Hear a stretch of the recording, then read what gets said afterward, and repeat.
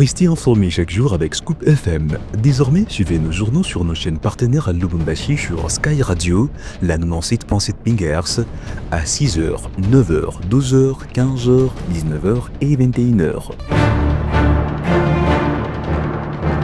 Suivez-nous également sur la radio communautaire Moïseni chaque jour à 9h05, 10h03 et 21h juste. Le journal du Scoop FM passe aussi sur Kipushi 24 Radio à 8h30, 12h30, 16h juste, 18h30 et 21h30. Retrouvez-nous également sur Vox Congo. Téléchargez dès maintenant l'application Vox Congo pour rester informé en temps réel.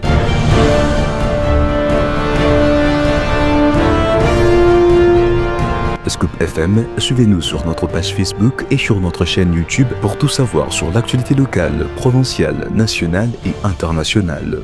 Scoop FM, la neutralité réelle. La neutralité réelle.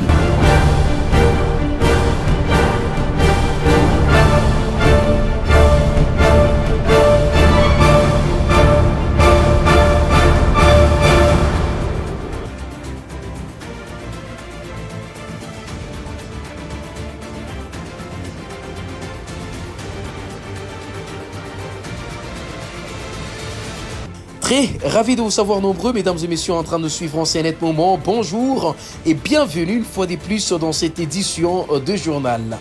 Landry Bimaï à la présentation sous la coordination ainsi que la supervision de Christian Mouchampan Pandé.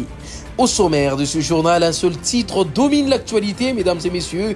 Des foyers de tension gagnent de plus en plus plusieurs localités des Djougou dans la province de l'Ituri où des localités sont en proie à une résurgence des violences. Et tout ça, c'est à suivre dans ce journal si seulement vous nous restez fidèles.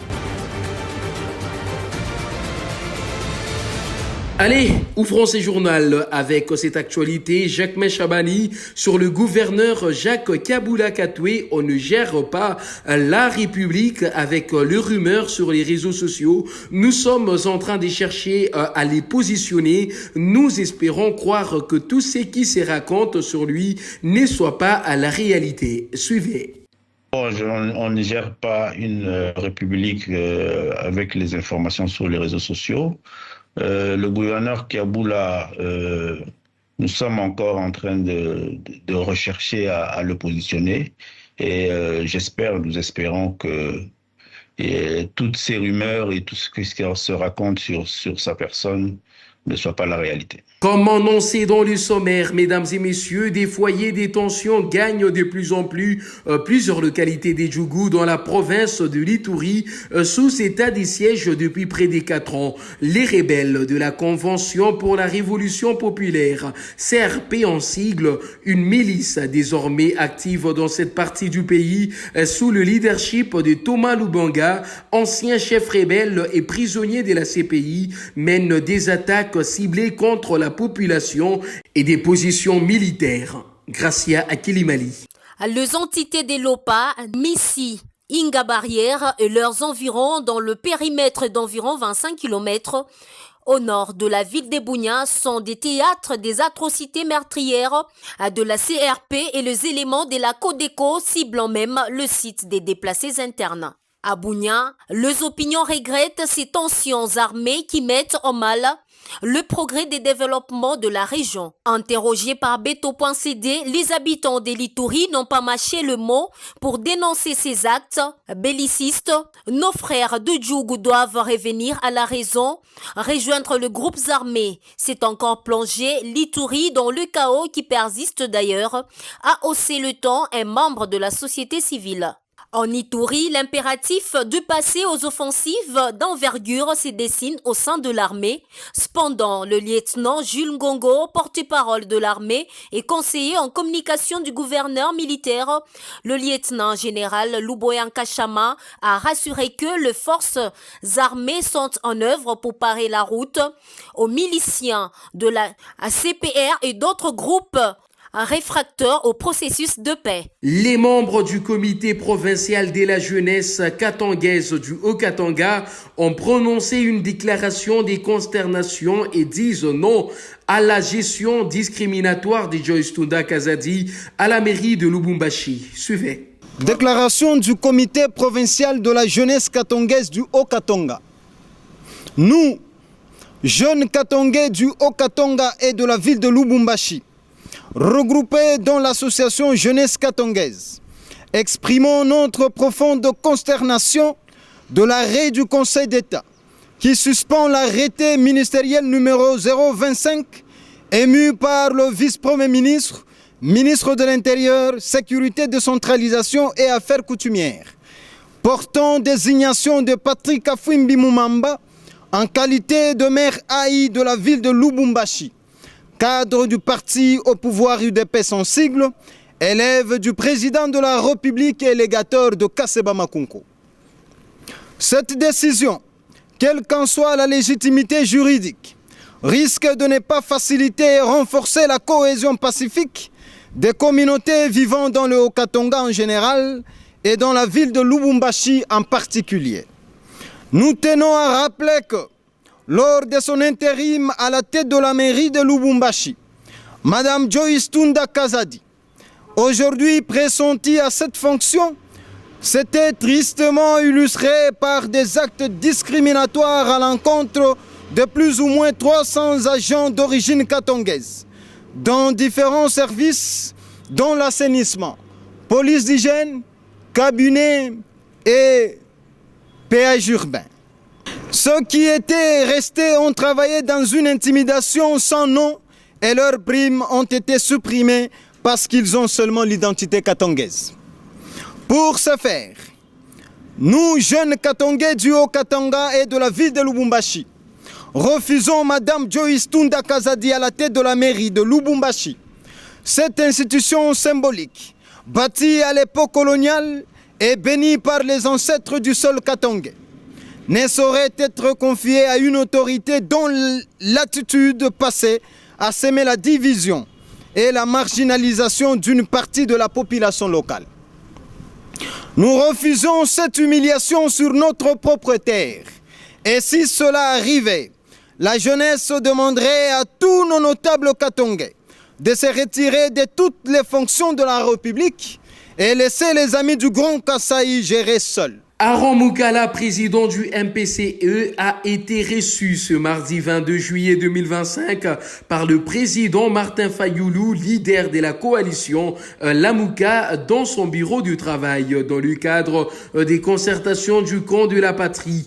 À l'issue de cette rencontre, le président du MPCE a lancé un message fort. Le Rwanda doit quitter le sol congolais. Il appelle tous les Congolais de l'intérieur comme de la diaspora à s'unir et à adhérer massivement à ces combats patriotiques pour la souveraineté et l'intégrité de la République démocratique du Congo. Suivez. J'ai eu à rencontrer le président Fayoulou, celui qu'on appelle communément soldat du peuple. Nous avons eu un entretien sur le camp de la patrie. Ce que je peux lancer comme message à la population congolaise, le message est clair. Le camp de la patrie n'est pas un parti politique, non encore un regroupement, mais plutôt c'est l'affaire des Congolais. Donc c'est pour vous dire que le président Martin Fayoulou est allé au-delà de lui-même. J'ai rencontré une bibliothèque de la République démocratique du Congo et j'ai compris un sens élevé du patriotisme qui lui anime. C'est pour vous dire que le Congo a encore des ressources. Et ces ressources, parmi ces ressources qu'on a au Congo, c'est le président Martin Fayoulou.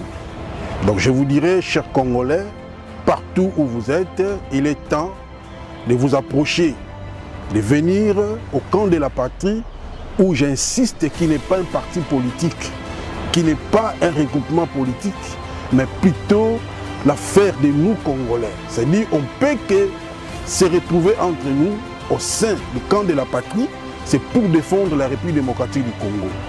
Le pays est en danger et il est demandé à tous les patriotes congolais, très engagés comme nous autres, comme le président Martin Fayoulou, de nous mettre ensemble, de conjuguer nos efforts pour bouter hors du territoire national l'ennemi qui cherche comment à détruire la République démocratique du Congo et surtout de l'annexer. Même si aujourd'hui on parle des Doha, des choses de gauche à droite, pour nous les patriotes congolais, le Rwanda doit libérer les territoires occupés de la République démocratique du Congo. Le M23 AFC doivent quitter les territoires congolais. Les Congolais doivent vivre normalement parce qu'ils ont besoin de vivre dans leur pays. Place à présent à une brève sans illustration. 5 morts et quelques blessés graves.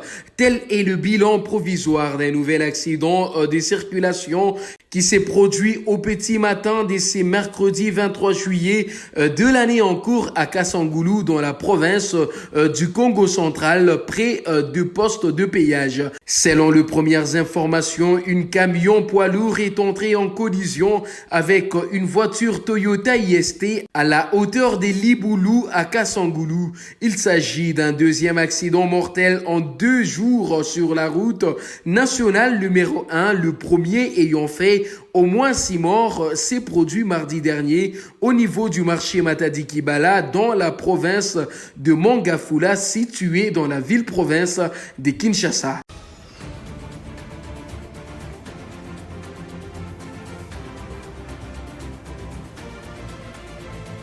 C'est donc par ici que s'achève cette édition du journal. Merci mesdames, merci messieurs pour votre attention soutenue. Landry Bimaille était à la présentation sous la supervision ainsi que la coordination des Christian Mouchampampandé. D'ici là, portez-vous bien et à très vite.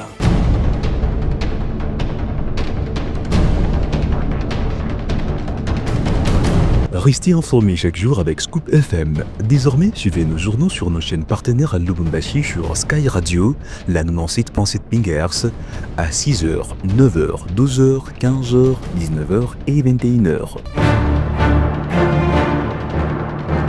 Suivez-nous également sur la radio communautaire Moïseni chaque jour à 9h05, 10h03 et 21h juste. Le journal du Scoop FM passe aussi sur Kipushi 24 Radio à 8h30, 12h30, 16h juste, 18h30 et 21h30.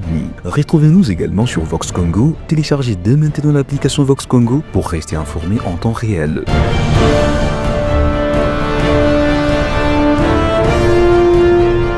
Scoop FM, suivez-nous sur notre page Facebook et sur notre chaîne YouTube pour tout savoir sur l'actualité locale, provinciale, nationale et internationale.